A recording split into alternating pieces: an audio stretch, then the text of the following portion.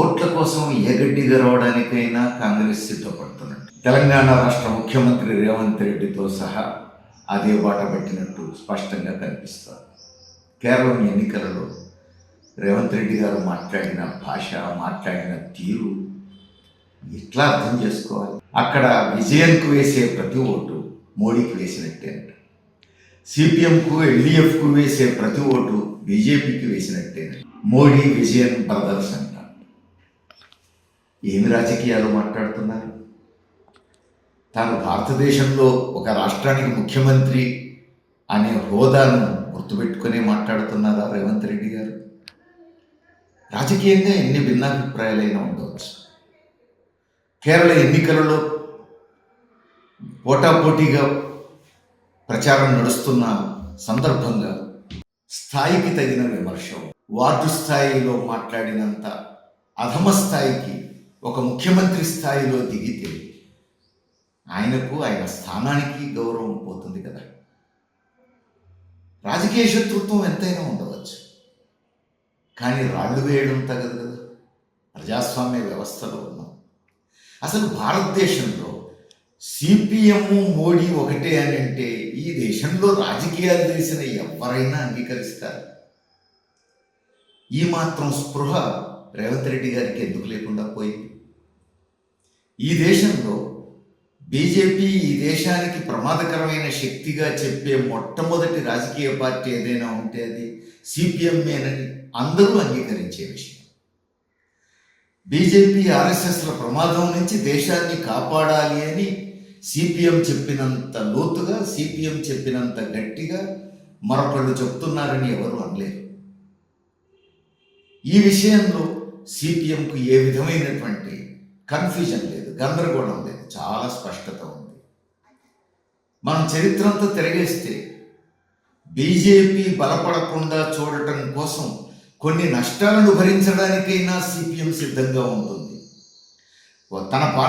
తమ పార్టీ కొన్ని వదులుకోవడానికి, కొంత నష్టపోవడానికి కూడా సిద్ధపడుతుంది. దేశంలో బీజేపీ నుంచి ప్రమాదాన్ని నిలవరించడానికి అని స్పష్టంగానే చెప్తుంది సిపిఎం. అంత నిజాయితీగా, నిబద్ధతగా నిలబడేటువంటి సిపిఎం కాబట్టే ఇప్పుడు కేరళంలో పోటీ కూడా అంత బలమైన పోటీగా కనబడుతున్నట్టుంది. 10 సంవత్సరాలు ముఖ్యమంత్రిగా ఉన్న విజయన్ను మళ్ళీ ముఖ్యమంత్రి అవుతాడనేటువంటి భయం కాంగ్రెస్ గుండెల్లో పరుగులు తీస్తున్నట్టున్నది. 10 సంవత్సరాలు అధికారం లేక కాంగ్రెస్ నాయకులు కేరళంలో అల్లల్లాడిపోతూ ఉండవచ్చు.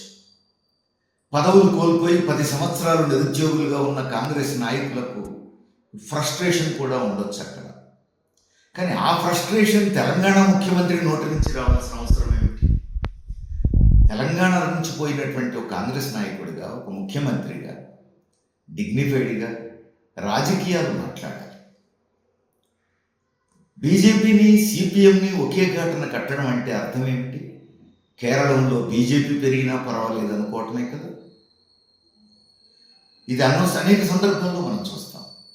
కేరళం రాజకీయాలలో అనేక సందర్భాల్లో అనేక సమస్యలు వచ్చినప్పుడు బీజేపీ నోట, కాంగ్రెస్ నోట ఒకే మాట రావడం అనేక సార్లు మనం చూసాం.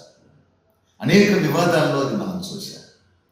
అంటే కేరళలో కాంగ్రెస్ పార్టీకి అక్కడ సిపిఎంను విమర్శించే వాళ్ళు ఎవరు దొరికినా పర్వాలేదు, ఎల్డీఎఫ్ ప్రభుత్వాన్ని మీద రాళ్ళేసేవాళ్ళు ఎవరు దొరికినా పర్వాలేదు, అది బీజేపీ అయినా పర్వాలేదనేది కేరళంలో కాంగ్రెస్ నాయకుల చరిత్ర అంతా చూస్తే మనకు స్పష్టంగా అర్థమవుతుంది.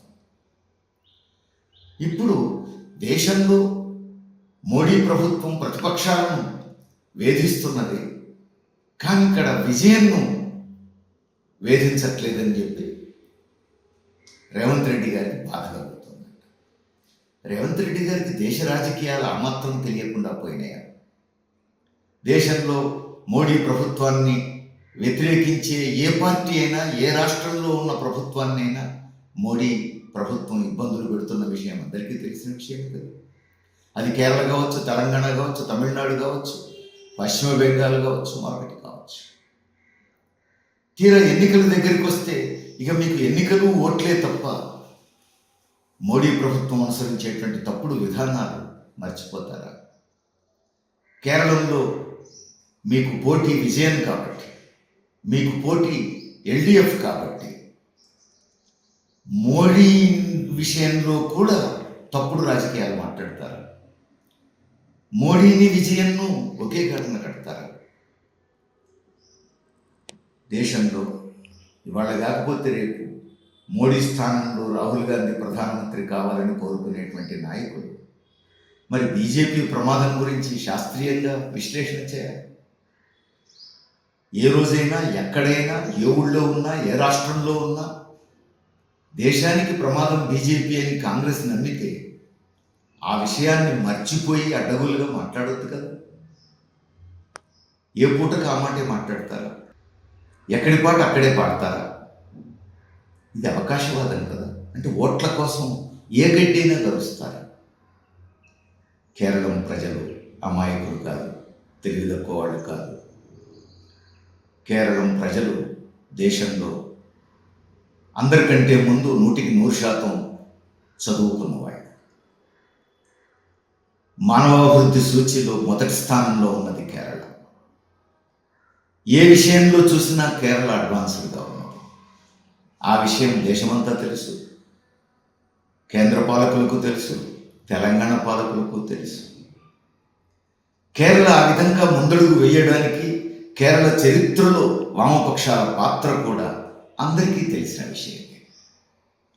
అందుకే ఈరోజు కేరళలో 10 సంవత్సరాల పరిపాలన చూసిన తర్వాత కూడా సాధారణంగా ఏమనుకుంటారు? యాంటీ ఇన్కంబెన్సీ ఉంటుంది అనుకుంటారు. అలాంటి యాంటీ ఇన్కంబెన్సీ కనబడట్లేదనేటువంటి భయంలో కాంగ్రెస్ నాయకత్వం పడ్డది. అక్కడ పడవచ్చు. దానికోసం వాళ్ళు రాజకీయంగా ఎంతైనా పోట్లాడచ్చు. కానీ ఇంతటి అబద్ధాలు, రాజకీయ విధానాలనే తిమ్మిని బొమ్మిని చేసి మాట్లాడేటువంటి పరిస్థితి, దేశానికే పెద్ద ముప్పు అని బీజేపీ గురించి రాహుల్ గాంధీ గారు చెప్తుంటారు, రేవంత్ రెడ్డి గారు మాట్లాడతారు. కానీ కేరళంలో మాత్రం ఆ బీజేపీని అంటగాగే పద్ధతి, ఆ బీజేపీని ప్రోత్సహించే పద్ధతుల్లో మాట్లాడతారు. ఆ బీజేపీతో చిత్తశుద్ధితో కొట్లాడుతున్నటువంటి ఎల్డిఎఫ్ మీద ఏ రాయి వేయడానికైనా సిద్ధపడతారు. ఆ మాటకొస్తే తెలంగాణ ముఖ్యమంత్రి స్థానంలో ఉన్న రేవంత్ రెడ్డి గారు కానీ, తెలంగాణలో కాంగ్రెస్ నాయకత్వం కానీ ఇక్కడ బీజేపీని నిలవరించడానికి చేస్తున్న పని ఏమిటి, చేస్తున్న కృషి ఏమిటి మనం చూసాం. ఈ 2 ఏళ్లలో తెలంగాణలో ఏ చిన్న అవకాశం వచ్చినా బీజేపీ మతపరమైన చిచ్చు పెట్టే ప్రయత్నం చేస్తున్నది. మతాన్ని రాజకీయ ప్రయోజనాల కోసం వాడుకుంటున్నది, అల్లర్లను రెచ్చగొడుతున్నది. జైనూరు మండలంలో జరిగిన ఘటన చూసాం మనం. 10 రోజుల పాటు కర్ఫ్యూ. మెదక్ పట్టణంలో ఒకరోజు 4 గంటల పాటు గత సంవత్సరం బక్రీద్ రోజున బీజేపీ నాయకత్వం, బజరంగ దళ నాయకత్వం, ఆర్ఎస్ఎస్ నాయకత్వం పెద్ద ఎత్తున దాడులు చేయడం, విధ్వంసం సృష్టించడం మనం చూసాం. లక్షలాది మంది పాల్గొన్నటువంటి సమ్మక్క సారలమ్మ జాతరలో ఇదే బీజేపీ ఆర్ఎస్ఎస్ వారసులు చిచ్చు పెట్టడం మనం చూసాం. ఇలాంటివి 10 ఘటనలు జరిగినాయి ఇప్పటికీ 2 ఏళ్ల కాలంలో తెలంగాణలో. ఇన్ని ఘటనలు జరుగుతుంటే, ఇంత కుట్రపూరితంగా బీజేపీ ఆర్ఎస్ఎస్ తెలంగాణలో మతపరమైన చిచ్చు పెట్టడానికి ప్రయత్నిస్తుంటే ముఖ్యమంత్రి రేవంత్ రెడ్డి ఏ ఒక్క ఘటనలోనైనా బీజేపీ చేస్తున్నటువంటి ఈ కుట్రపూరితమైన చర్యలను బహిర్గతం చేస్తూ మాట్లాడారా? కాంగ్రెస్ నాయకత్వం మాట్లాడారా? లేదే. దాన్ని కేవలం శాంతి భద్రతల సమస్యగా మాత్రమే ట్రీట్ చేశారు. పోలీసుల ద్వారా పరిష్కరించే ప్రయత్నమే తప్ప రాజకీయ పోరాటం లేదు. బీజేపీని ఆర్ఎస్ఎస్ని ఎండగట్టే ప్రయత్నం లేదు. 10 ఘటనలలో కూడా కాంగ్రెస్ నాయకత్వం అట్లనే వ్యవహరించింది. రేవంత్ రెడ్డి గారు ముఖ్యమంత్రి హోదాలో అట్లనే వ్యవహరించారు. దీన్ని ఏమన్నారు? తెలంగాణలో బీజేపీ పెరుగుదలను అడ్డుకునేటువంటి ఉద్దేశమే ఉంటే మరి తెలంగాణలో కాంగ్రెస్ పార్టీ కానీ, రేవంత్ రెడ్డి ప్రభుత్వం కానీ కేవలం శాంతి భద్రతల సమస్యగా ఎందుకు ట్రీట్ చేస్తున్నారు? ఇది అవకాశవాదం కాదు. ఇక్కడ అవకాశవాదంతోనే ఉన్నారు బీజేపీ పట్ల. కేరళంలో ఎన్నికల ప్రచారంలోనూ ఇదే అవకాశవాదం. పైగా మరింత ప్రమాదకరమైన పద్ధతుల్లో అవకాశవాదానికి అవధులు దాటిపోయినటువంటి స్థాయిలో మాట్లాడుతున్నారు. ఏమైనా ఒక ముఖ్యమంత్రి స్థాయిలో తన గౌరవాన్ని కాపాడుకోవాల్సిన బాధ్యత ముఖ్యమంత్రి మీదనే